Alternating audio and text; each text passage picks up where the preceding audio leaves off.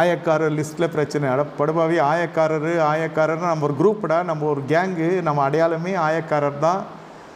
நம்ம சங்கத்து மூலிமா போய் அவர் அப்படியே இயேசு இப்படி கொண்டு வந்திருக்கலாம். தனியாக ஏன் போனேன், நம்மெல்லாம் ஒரு குழு இல்லையா, அந்த ஆயக்காரர் கூட்டம் சொல்லியிருக்கோம். அப்புறம் ஐஸ்வர்யவானுக்கு அநேக நண்பர்கள் உண்டு.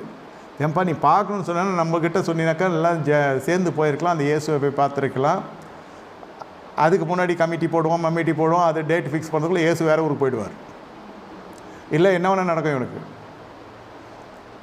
அடுத்தது வரி வசூலிக்கிறவன், ஐயோ நம்ம இந்த மாதிரிலாம் பப்ளிக்கில் இது மாதிரிலாம் டீல் பண்ண முடியாது, பார்த்து நடந்துக்கணும். இயேசு கிறிஸ்து எப்படி வேணால் சொல்ல முடியும். அவர் ராஜாவாகிறாருன்னு சொல்கிறாங்க கொஞ்சம் பேர் அவர் மருத்துவர்னு சொல்கிறாங்க, கொஞ்சம் பேர் அவர் மாயாஜாலம் பண்ணுறாருன்னு சொல்கிறாங்க, கொஞ்சம் பேர் அற்புதர்னு சொல்கிறாங்க, கொஞ்சம் பேர் ஆண்டவர் சொல்கிறாங்க, கொஞ்சம் பேர் மேசியான்னு சொல்கிறாங்க.